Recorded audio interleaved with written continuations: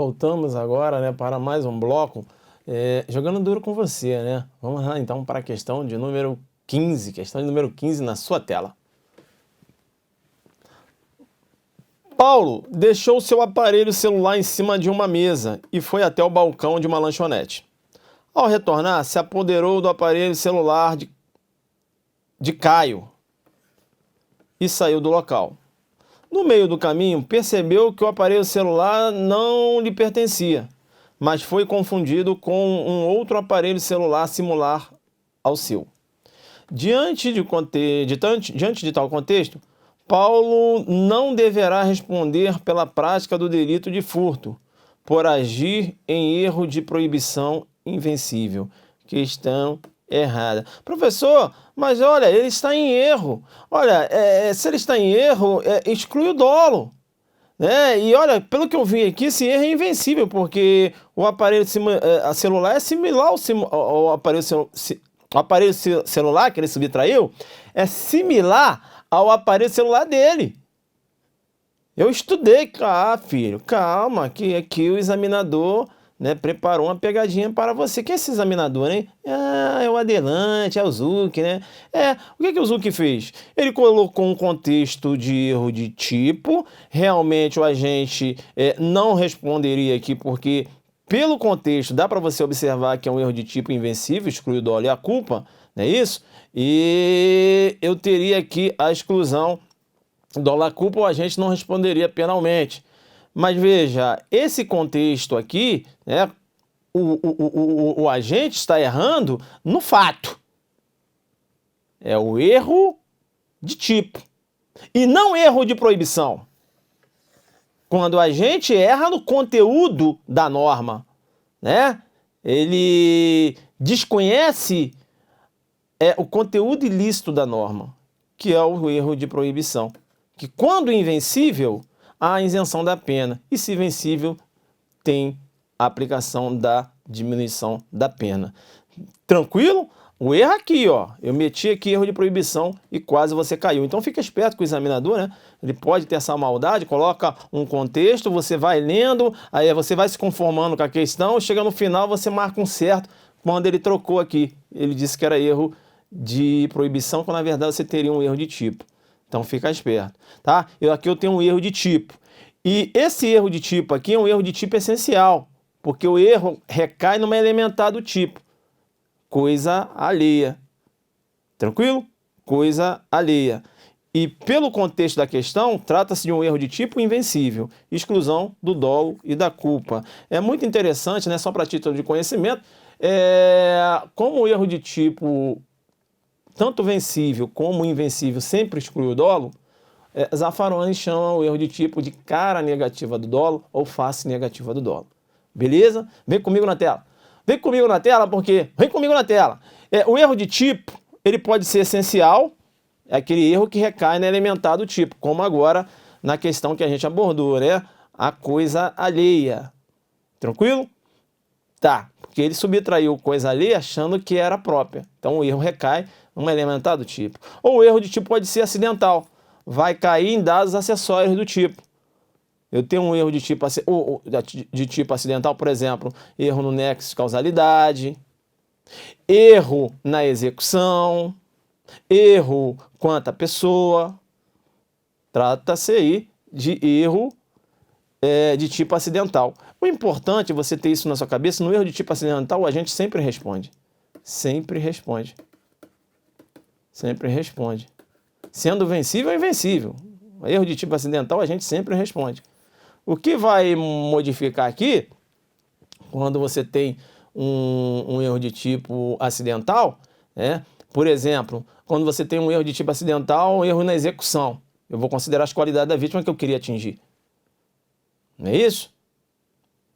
Então muda só isso, mas o agente continua respondendo. Tá? O erro de tipo, erro na elementar, artigo 20. O erro sobre elemento constitutivo do tipo legal de crime exclui o dolo, mas permite a punição por crime culposo se previsto. Aqui ele está falando de um erro de tipo, né? Essencial. E eu tenho as discriminantes putativas. 20, parágrafo 1º. É isento de pena o agente que, por erro plenamente justificado pelas circunstâncias, supõe situação de fato que, se existisse, tornaria a ação legítima.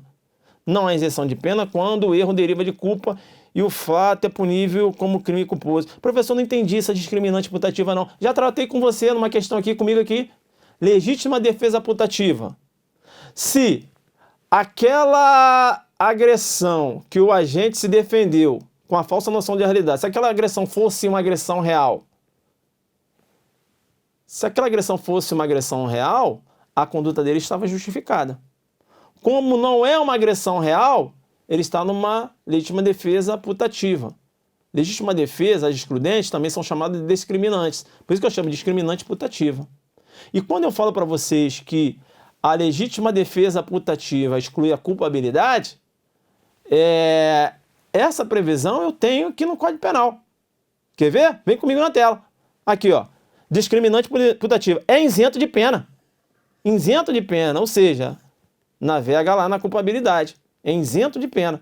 Então, a legítima defesa putativa, que é a discriminante putativa, exclui a culpabilidade. Por inexigibilidade contra adversa. Tranquilo? Bacana? Tá. Vem aqui agora Tá, já coloquei aqui, né? Em relação ao discriminante putativo... Ah, tá. Isso aqui pode cair também. Em relação ao discriminante putativo, o Código Penal brasileiro adotou a teoria limitada, tá? Da culpabilidade. Portanto, se o erro recair no contexto fático, trata-se de erro de tipo. E, caso o erro recaia na ilicitude da norma, teremos erro de proibição. Aqui comigo. Não precisa você fazer um estudo aprofundado dessa teoria, não. Só você levar isso para sua prova, você que vai fazer investigador. Erro. No contexto, o Código Penal adotou a teoria limitada da culpabilidade. Tá, professor, o que eu levo para prova? Teoria limitada. Divide o erro em erro de tipo e erro de proibição. Erro no contexto fático, erro de tipo. Erro na ilicitude de uma norma proibitiva, erro de proibição. É isso que você vai levar para sua prova. E tem uma outra teoria, que é a que você não vai marcar na prova, que é a teoria extremada da culpabilidade.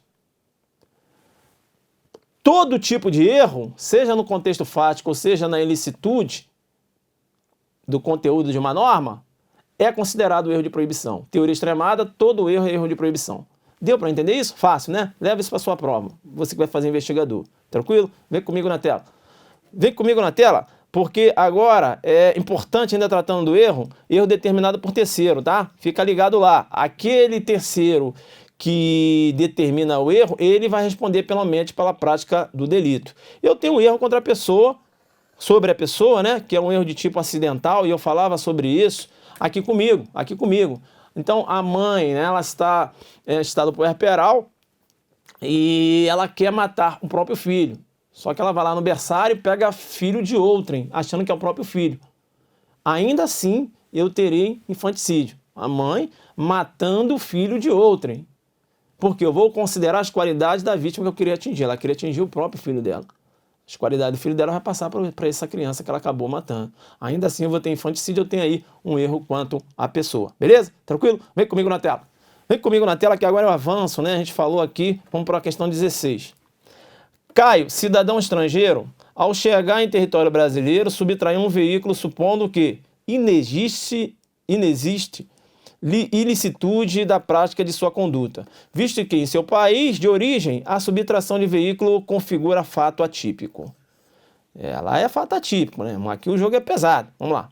O caso hipotético acima exposto apresenta a ocorrência de erro de proibição. Caso seja invencível, possibilita a diminuição da pena suportada pelo agente. Questão errada, né? Se é invencível, eu tenho a isenção da pena. E não diminuição da pena. Eu vou ter diminuição da pena quando o erro de tipo quando o erro de proibição, né, é vencível. Tá. Primeiro eu tinha que falar que isso aqui era erro de proibição, né? Eu não falei, mas vou falar agora. Veja, quando ele fala lá que o agente acaba errando, né, na ilicitude de uma norma proibitiva, é erro de proibição. É a falsa percepção do agente acerca do caráter ilícito do fato típico por ele praticado. O agente desconhece ou interpreta mal o conteúdo da regra proibitiva, não compreendendo, portanto, o seu caráter ilícito. Aqui comigo, muito embora eu tenha lá, né, uma presunção absoluta, ninguém pode alegar o desconhecimento da lei. Isso é presunção absoluta. A gente não pode lá desconhecer a lei, não. Né? O que ele pode alegar é que ele desconhecia o conteúdo ilícito da lei. E é aí que navega o erro de proibição. Beleza? Tranquilo? Vem comigo na tela. Vem comigo na tela porque o erro sobre a ilicitude do fato. Aqui, ó, acabei de falar, o desconhecimento da lei é inexcusável. O erro sobre a ilicitude do fato, se inevitável, isenta de pena. Na questão está falando que há diminuição da pena. Não, isenta de pena. Agora, se evitável, poderá diminuí-la de 1/6 a 1/3. Beleza? Tranquilo. E aqui ele justifica, né? Considera-se evitável o erro se o agente atua ou se omite sem a consciência da ilicitude do fato quando lhe era possível, nas circunstâncias, ter ou atingir essa consciência. Tá. Aqui só rapidinho. Um critério para valorar se o erro de proibição é vencível ou invencível é o critério da valoração paralela na esfera do profano. Eles não devem pedir isso na sua prova, só para você ter conhecimento, depois faça uma pesquisa aí em casa, beleza?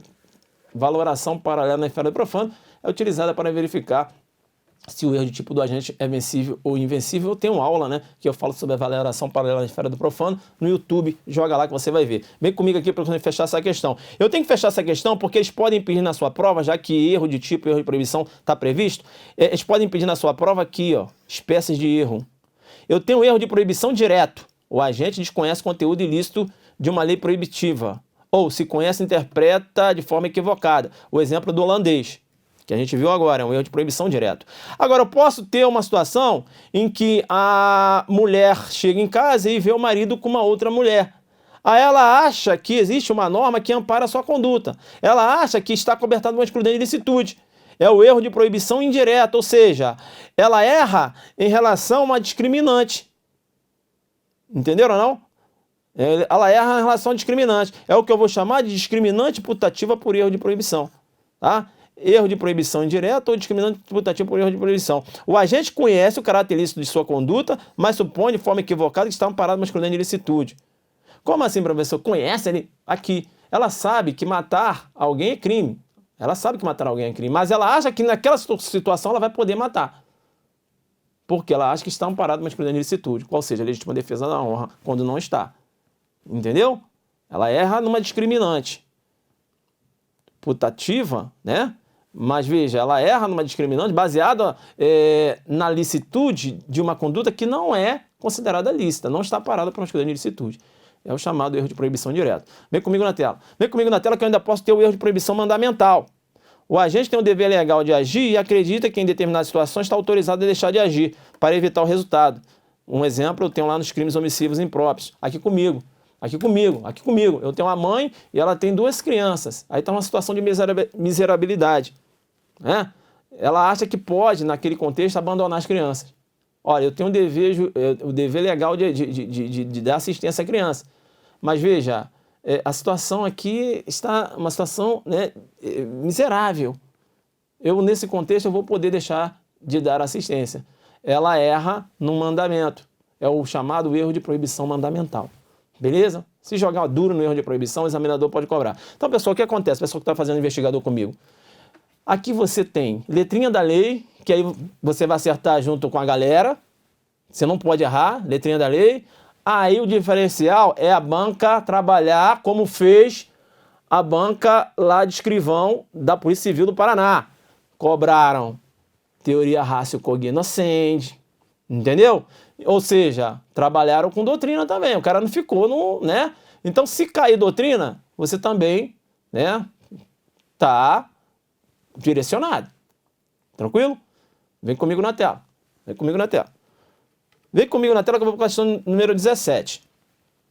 A médica M, desejando matar o paciente P, a médica M deseja, né, matar o paciente P. E aqui ela já tem um dolo de matar, né?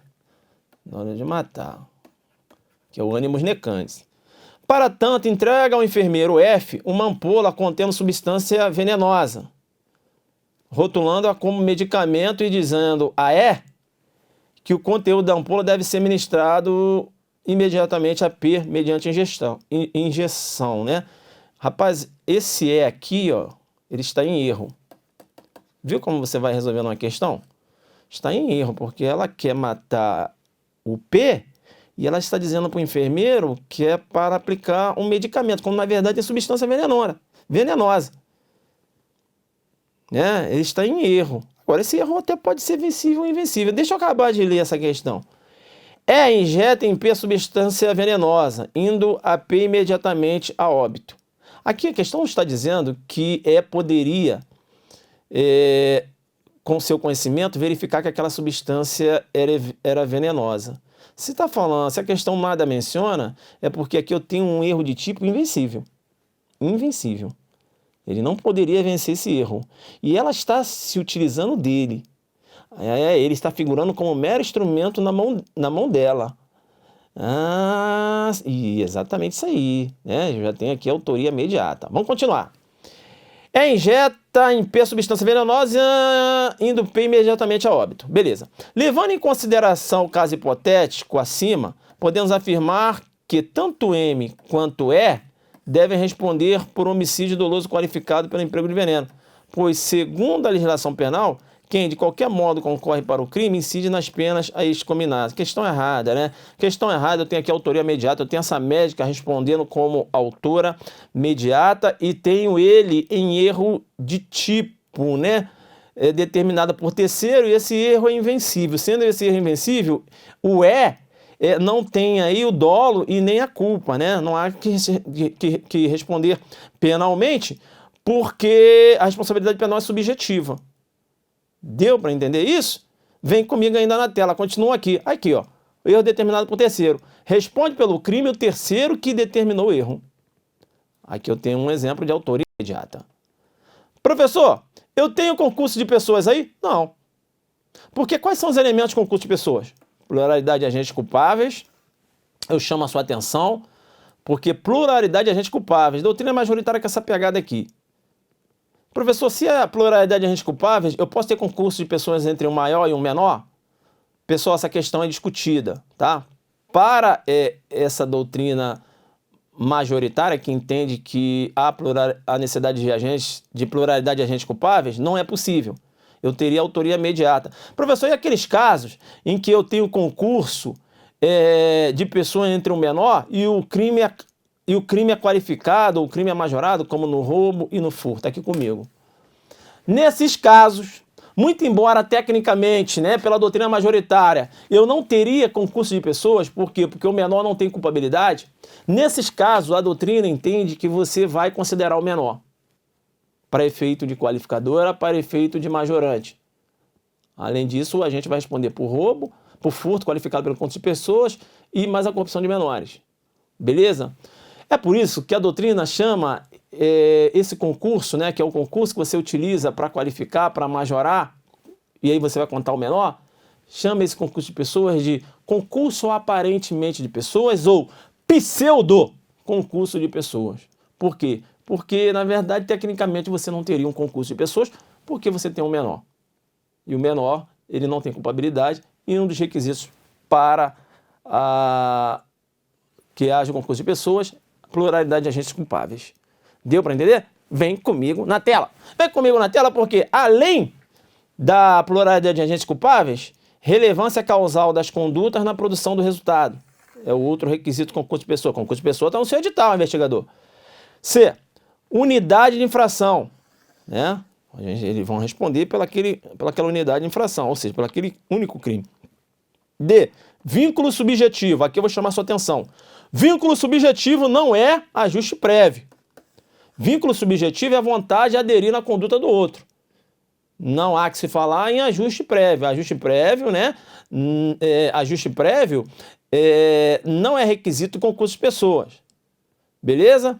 Eu posso ter concurso de pessoas e ajuste prévio ao mesmo tempo? Posso ter. Mas não é necessário o ajuste prévio. O ajuste prévio que é o pacto celeris. Tá? E ainda tenho que ter aqui o fato punível. Esses são os requisitos do concurso de pessoas. Beleza? As doutrinas oscilam acerca dos requisitos, mas você tem assim requisitos, né, que sempre aparecem nas obras, né? Relevância causal das condutas, produção do resultado, pluralidade de agentes, né, unidade de infração, enfim. Tranquilo? E aí a doutrina sempre faz essa ressalva acerca do ajuste prévio. Tá. Concurso de pessoa, adoção da teoria monista, monística ou unitária, também chamada. Fica ligado lá nas exceções pluralistas, né? A teoria monista, porque quando duas pessoas acabam praticando condutas direcionadas à prática de determinado crime, pode ocorrer que uma vai responder por um tipo penal e a outra vai responder por um outro tipo penal. Eu tenho lá no aborto, né? A mulher vai responder lá pelo aborto consentido, né? Ou melhor, a mulher vai responder pela prática do aborto consentido e o homem vai responder lá pelo aborto com consentimento da gestante. Ela aqui no 124 e ele no 126. Beleza? Tranquilo? Bacana, bacana. Tá, importante ainda, no concurso de pessoas eu tenho aqui os chamados crimes plurissubjetivos, ou de concurso necessário ou plurilaterais, né? Crimes unissubjetivos, de concurso eventual ou unilateral é diferente. Nos crimes plurissubjetivos de concurso necessários, para a prática do delito, necessariamente eu tenho que ter concurso de pessoas, como por exemplo eu tenho lá a associação criminosa. Crimes unissubjetivos de concurso eventual, eu posso praticar o crime em concurso de pessoas ou posso praticar o crime sozinho. Um homicídio, por exemplo, é um crime unissubjetivo de concurso eventual. A associação criminosa é um crime plurissubjetivo. Necessariamente eu tenho que ter ali o concurso de pessoas. Beleza? Tranquilo? Vamos lá então para a questão. Não, antes mesmo, né? Aí aqui a gente fala, né? Apenas M deve responder por homicídio doloso qualificado pelo veneno, visto que apesar de ter causado a morte de P, desconhecia o conteúdo da ampola. Não há dolo em decorrência do erro de tipo, que é um erro de tipo invencível, bem como não há também vínculo subjetivo no que se refere a concurso de pessoas. Importante ainda o concurso de pessoas. Essa contribuição, ela deve ocorrer antes ou durante. Aqui comigo. A contribuição deve ocorrer antes ou durante. Então, eu e o Tício vamos furtar um veículo. Aí eu dou a chave Misha, o Tício vai lá e furta o veículo. Eu sou partícipe, ele é autor, com a ótica da teoria restritiva, né? Autor aquele que pratica o verbo do tipo. Beleza. Tá. Antes, beleza? Durante, eu e ele lá furtando o veículo. Aí eu tenho concurso de pessoas. A minha participação ela não pode ser posterior. Ou seja, o Tício furtou o veículo, ó, furtei um veículo aqui. Guarda aí para mim, aí você, eu vou guardar. Eu não vou responder pelo furto em concurso de pessoas. Eu sou receptador. Eu não contribuí no crime principal. Beleza? Aí eu vou figurar apenas como receptador. Diferente se eu entro em negociação com o Tício e falo o seguinte: Tício, você vai lá, furta o carro, eu vou guardar o carro na minha casa, vou ocultar o carro na minha casa. Beleza. Aí ele vai lá, furtou o carro, me deu o carro para eu ocultar o carro na minha casa. Veja que nós realizamos, né, aqui um acordo para a prática do delito, antes do delito ser praticado. Eu e ele estamos em concurso de pessoas. E aqui, então, eu não vou responder para receptação, por quê? Porque eu sou considerado partícipe no furto. Deu para entender isso? Então, fica ligado nessa participação posterior, porém, há um acordo, uma negociação entre a gente antes da prática do delito. Então, eu sou partícipe daquele delito principal e não sou autor de receptação aqui. Fica ligado aí, tá? Beleza, então, vamos aqui avançar, né? Questão de número 18. Né?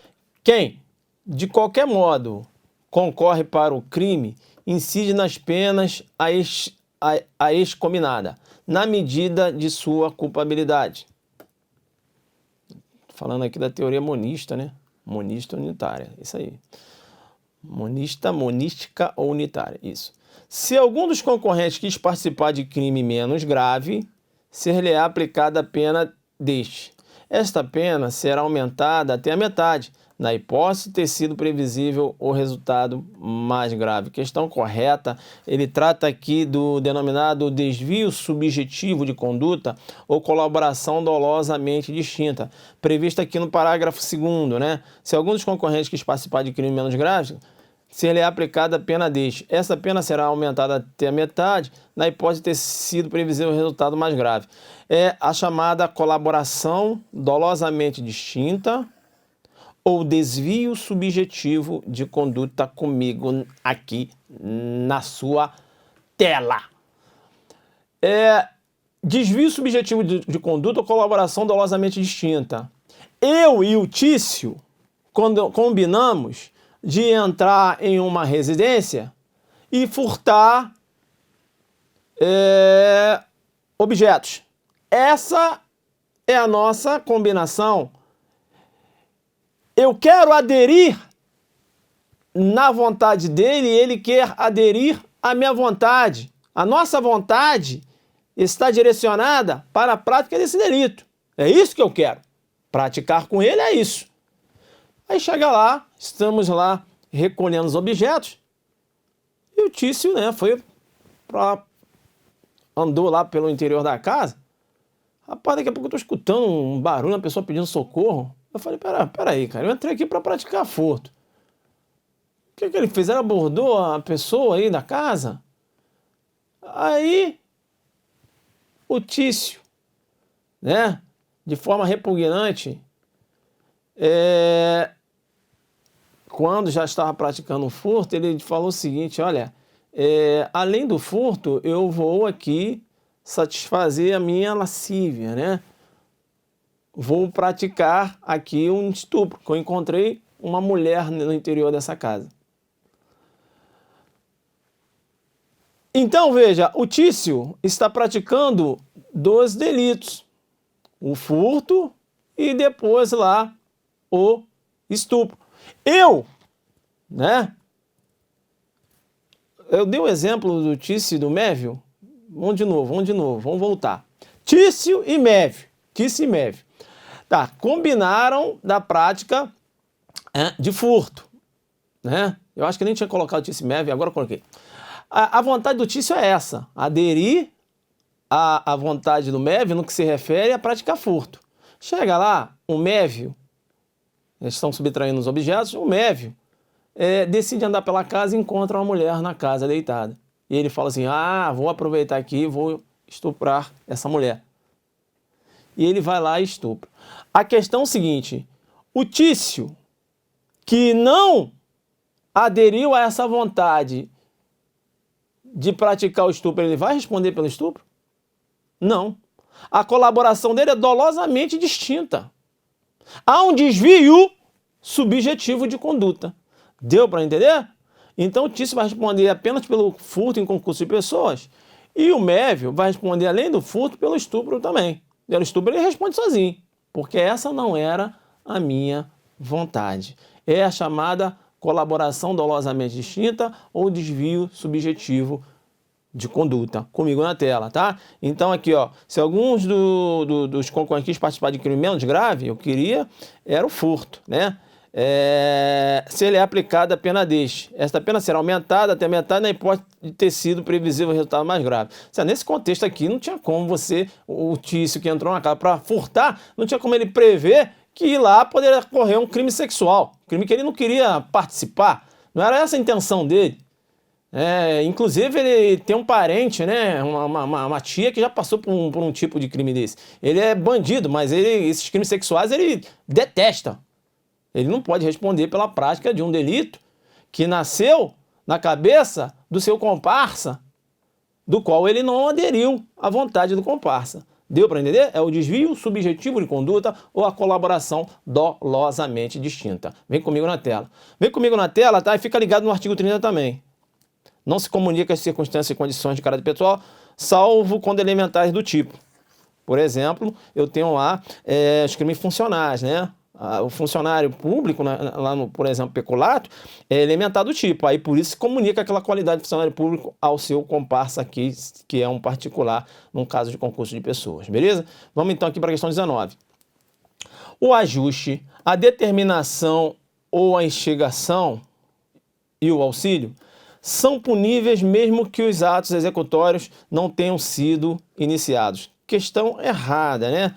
Questão errada, porque ajuste, determinação, instigação e o auxílio são atos na esfera da participação. São atos acessórios.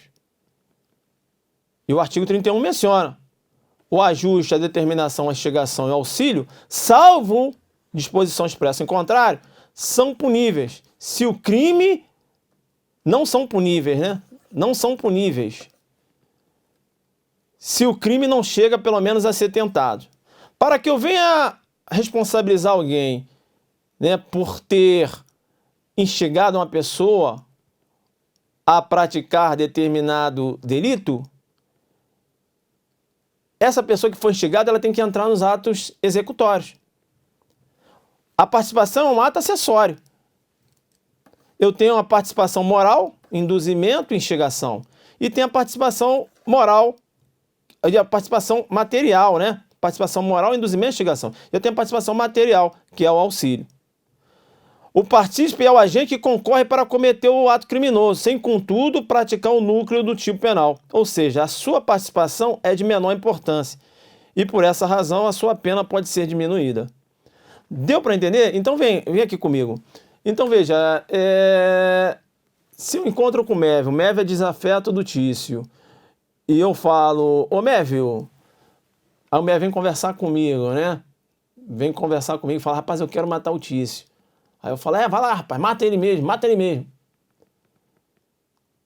Se o Mévio não chega a praticar atos executórios, eu não vou responder aqui na participação desse homicídio. Beleza? Porque para que eu venha responder como partícipe, o autor principal tem que entrar na esfera dos atos executórios. Tranquilo? Importante isso, então. Vem comigo na tela. Vem comigo na tela, porque quando se trata de participação, isso aqui é importante, tá? Eles podem perguntar na sua prova lá, claro que eles não vão adentrar muito no concurso de investigador, mas às vezes podem perguntar a teoria adotada no que se refere à punibilidade do partícipe. A teoria adotada, né, a doutrina majoritária entende que a inclinação é pela teoria da acessoriedade limitada. É suficiente para a punibilidade do partícipe que o autor tenha praticado o fato típico e ilícito. Beleza?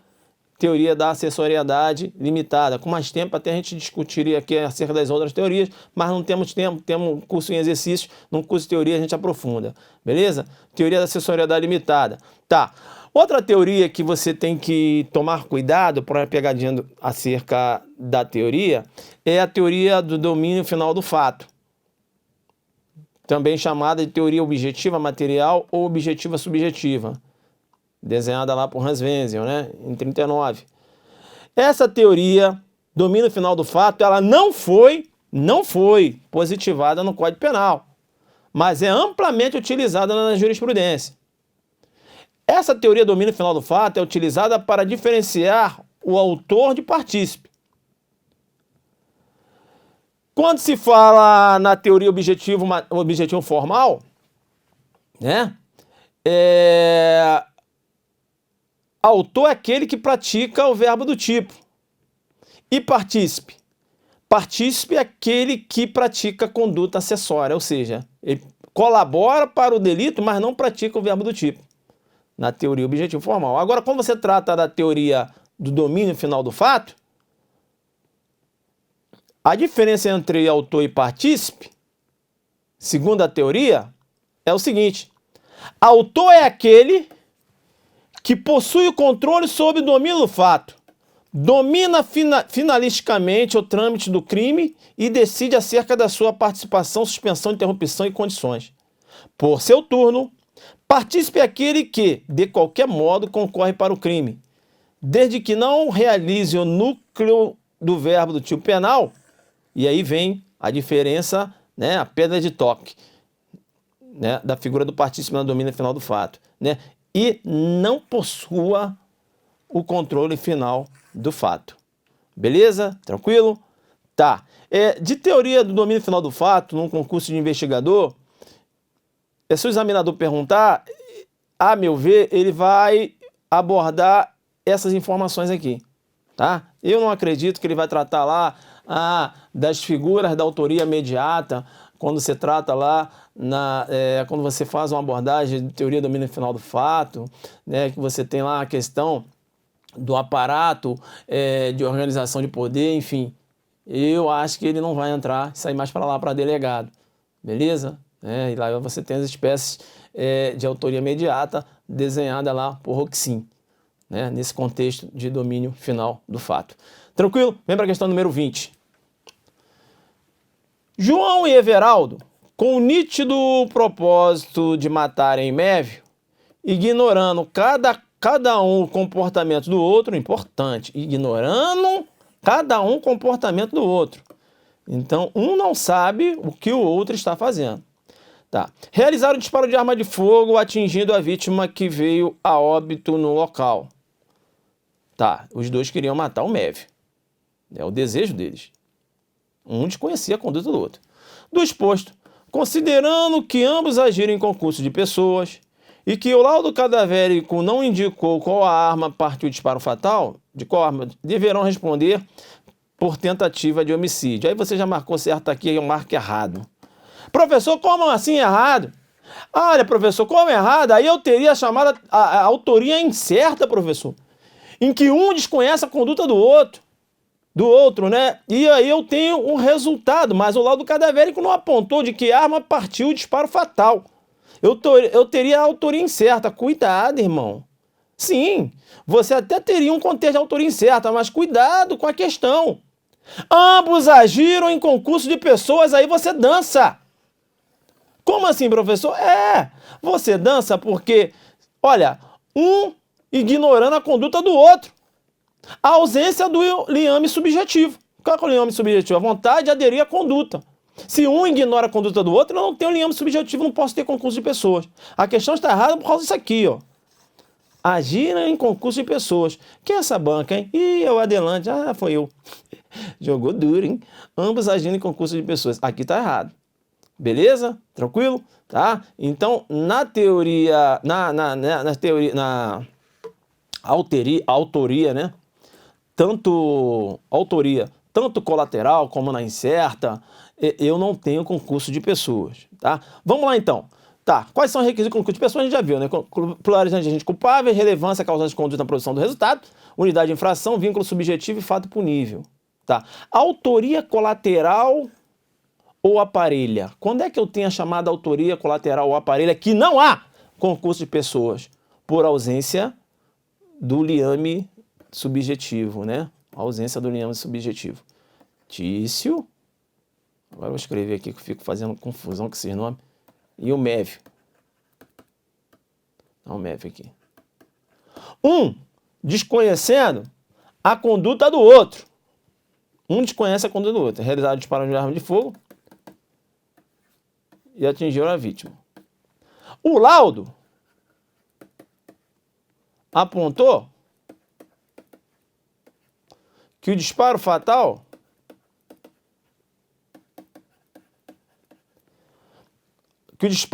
partiu da arma do Tício. Muito embora da arma do Mévio.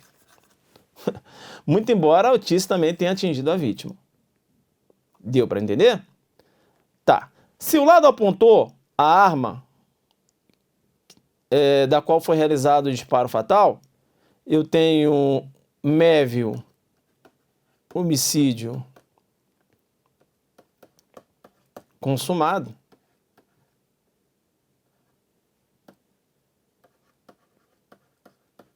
Mévio, homicídio consumado. E o Tício, homicídio tentado. Deu para entender? Mévio vai responder por homicídio consumado e o Tício por homicídio tentado, quando se trata de autoria colateral, em que o laudo apontou, né, a arma, né? Apontou aqui, né, a arma. Ele apontou a arma que foi realizada lá o disparo fatal. Aqui eu tenho homicídio consumado, aqui eu tenho homicídio tentado. Na autoria incerta, eu também tenho aqui o Mévio e aqui eu tenho o Tício. Um ignorando a conduta do outro, realizado o disparo de arma de fogo. Matou a vítima. Só que agora o laudo não identificou. O laudo não identificou de qual arma foi realizado o disparo fatal. Não identificou. Já que o laudo não identificou, eu não sei quem realizou o disparo fatal, mas eu tenho um corpo sem vida. Então eu tenho dúvida acerca de quem realmente praticou o homicídio. Mas eu não tenho dúvida que ambos tentaram. É por isso que tanto o Mévio como o Tício irão responder por tentativa de homicídio. Deu para entender? Aqui, ó, na autoria incerta, ambos irão responder por tentativa de homicídio. O laudo não identificou a arma, né? A arma, né, que realizou lá o disparo fatal. Tá? Não identificou a arma que foi realizada lá, né, de qual arma, né, que foi realizado o disparo fatal. Beleza? Então aqui, ó, na autoria incerta, ambos por tentativa de homicídio. Autoria colateral ou aparelho, né, que pode aparecer nesse nome. O laudo identifica de qual arma partiu o disparo fatal. Então, um vai responder por homicídio consumado, aquele responsável pela arma, que foi identificada, né, que realizou o disparo fatal, e o outro vai responder por tentativa de homicídio. Beleza? Tá. O que pode acontecer aqui, nessa autoria incerta? O cara pode armar uma pegadinha para você. Qual? Aqui comigo. Ele fala o seguinte: Tício e Mévio realizaram o disparo de arma de fogo, um desconhecendo a conduta do outro. Isso, um desconhecendo a conduta do outro. A vítima veio a óbito, sim. Mas o laudo cadavérico indica que quando a segunda munição atingiu a vítima já estava morta. Aqui comigo na tela. Ele fala que Tício e Mévio realizaram o disparo de arma de fogo. Sim, sim. Mas ele fala que quando uma segunda munição atingiu a vítima, que eu não sei quem é, de qual arma que foi realizado o disparo, a vítima já estava morta. Isso quer dizer que um deles acabou matando a vítima. E quando a segunda munição chegou, a vítima já estava morta. Ou seja, alguém praticou um crime impossível. Porque eu não posso matar uma pessoa que já morreu. Eu tenho aí a impropriedade absoluta do objeto. Deu para entender? Dentro desse contexto, eu tenho dúvida acerca de quem praticou o crime impossível. Aí, na dúvida, eu vou fazer o quê? O indúbio pro? Indúbio pro o quê? Aqui comigo. Indúbio pro réu. Eu vou estender o crime impossível para ambos. Então, vou ter morte, corpo sem vida. Você não vai jogar na tentativa, se tem esse dado que a segunda munição atingiu a vítima já estava morta, né? Deixa a concorrência jogar na tentativa, eles vão jogar porque eles vão ver um contexto de autoria incerta. Só que você não. Por que não? Porque eu sei que tem autoria incerta, mas tem um elemento aí. Ou seja, tem um crime impossível. E se tem um crime impossível, eu vou ter que estender o crime impossível para ambos. Indúbio pro réu. Ou seja, eu vou estender o crime impossível para ambos. Muito embora eu tenha morte. Deu para entender? Corpo sem vida. Ambos não irão responder por nada. Fica ligado nessa pegadinha da autoria incerta. Beleza? Tá, vem aqui comigo. E eu tenho aqui a chamada autoria desconhecida ou ignorada. O que é autoria desconhecida ou ignorada? Aqui comigo. Autoria desconhecida ou ignorada. Eu estava na delegacia, chegou a informação de um homicídio. Aí saí lá da delegacia, fui lá para o local de crime. Chegou lá, encontrei um corpo sem vida. Aí tinha algumas pessoas lá, eu falei, você viu quem matou José, que morreu aqui? Aí a pessoa, não. Você viu? Também não. Você viu? Não. Você viu? Não. Eu sei? Não. Você sabe? Também não, professor. Não falou? Então temos aí a autoria desconhecida ou ignorada, ou seja, eu desconheço a autoria. Beleza? Pessoal, então com a questão de número 20, a gente fechou aqui, né? Passamos por todos os pontos do seu edital de investigador, jogando duro, abordando a doutrina, falando das pegadinhas, né? Falando aí acerca da letra da lei, abordamos a letra da lei. Não tem como sair daqui. É claro que são 10 questões de penal, né? Nós temos 5 questões da parte... Eu falo penal porque legislação e penal. Eles vão pedir 10 questões, beleza? Aí você vê, né? O cara coloca o mundo para pedir 5. O que que vai cair? Aí a gente não adianta, tem que ver. E como o edital de penal é um edital pequeno, na parte geral tem que ver tudo, porque ele pode cobrar alguma coisa ali, beleza? Tá? Se cobrar uma ou duas questões, a gente vai pegar aqui e também fica esse conhecimento aí para você nos seus estudos, beleza? A gente procurou fazer um curso aqui focado no edital. Espero que vocês tenham gostado e eu encontro vocês no Direito Penal, parte especial. Tranquilo? Antes mesmo, deixa eu voltar aqui para ver se eu dei o gabarito dessa questão. Deixa eu só ver aqui se eu joguei duro com ela. Ah, joguei duro, né? Ah, aquela pegadinha. Tranquilo, então. E abordamos aqui a autoria colateral, o aparelho, a autoria incerta, a autoria desconhecida ignorada. Aqui o jogo é duro. Olha aqui pra mim. Beleza, te encontro então. Um abraço!